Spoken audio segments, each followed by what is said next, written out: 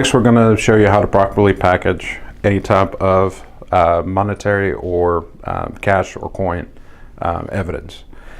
Cash and coin evidence is a very high-risk item since we have to account for the items from your side when you collect it all the way till it gets to court and then gets released back to the owner, or if it needs to be reconverted or anything like that. For that reason, we need to have an accurate count of any type of monies, and we are now utilizing the Smyrna property form for monies. Okay, this is the easiest way to make sure that you have an accurate count and that it keeps with the bag, to make sure anybody that looks in the bag has a accurate count, since we won't reopen it once you've sealed it. Once you have your coins, make sure that you have an accurate count. In this case, we have several coins you can use. You can get dollar bills or actually notes and everything like that.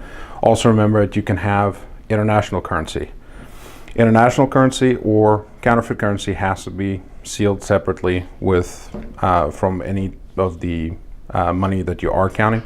So in other words, if I had a Canadian penny here, it would have to be in a separate bag. It has to have its own separate money sheet, and it has to be sealed separately as well. Okay, in this case, I don't know if you can see it completely, but we have 2 quarters, 1 dime, and 5 pennies. So we're going to make sure we notate it on our sheets. First, you're going to make sure that you have your correct case number. Make sure it's written legibly. The next line, it has a option for evidence, found property, or safekeeping. This is important for us to know what we're going to do with the money once you give it to property and evidence. A lot of times the reports are not ready once we get the evidence. Therefore, this is going to be one of the only ways that we're going to know where we need to store it and how it needs to be packaged. In this case, we're going to say it's evidence.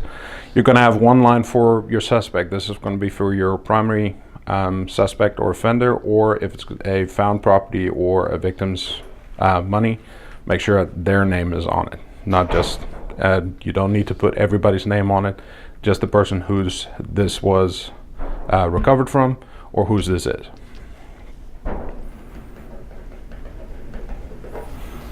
And once again, from there, we have another line whether we're going to indicate whether this is going to be for the owner, for the suspect, or if it's just going to be the person who found it and we don't have an idea of whose it belongs to. You then have 2 separate blocks, one for notes and one for coins. I realize that when you have international coins and currency, this is not going to correspond with the dollars. However, you're going to use this the same way and just use the same denominations. If there's a denomination that is not on here, you can do a freehand write in at the top to make sure that it's also notated, or to the side. So in this case, we have 2 quarters, we have 1 dime, and we have 5 pennies. You will then have a handy dandy little line to the side to make sure that you have an accurate count of all your items. In this case, we have 65 cents. At the bottom, we have the counted and sealed by. This is your name, the person who took the evidence and brought it in. Okay.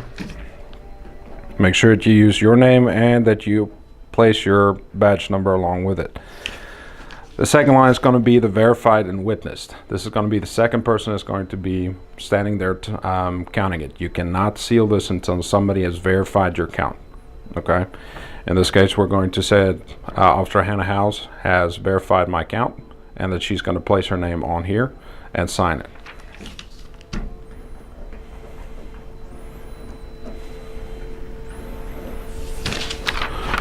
Once she has signed it, right before we seal it, we make sure that we have the time and the date correct.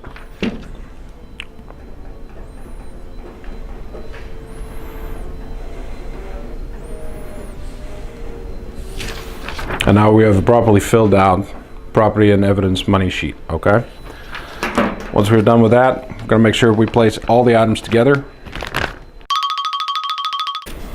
along with the money sheet inside our sealable bags. Once again, this is going to be for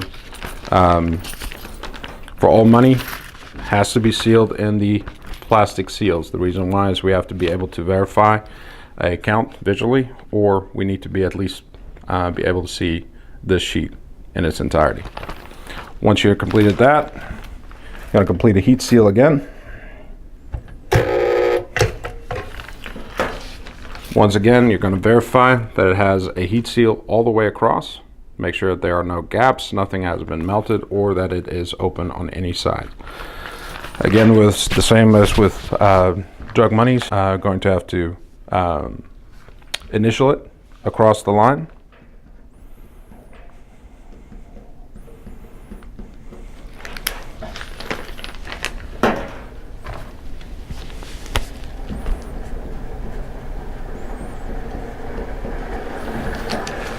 As such, initial and date it.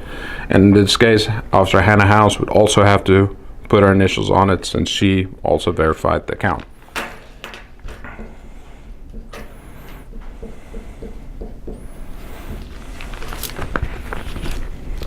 Both of us have now completed our initials on this, and this is now ready to be submitted into evidence.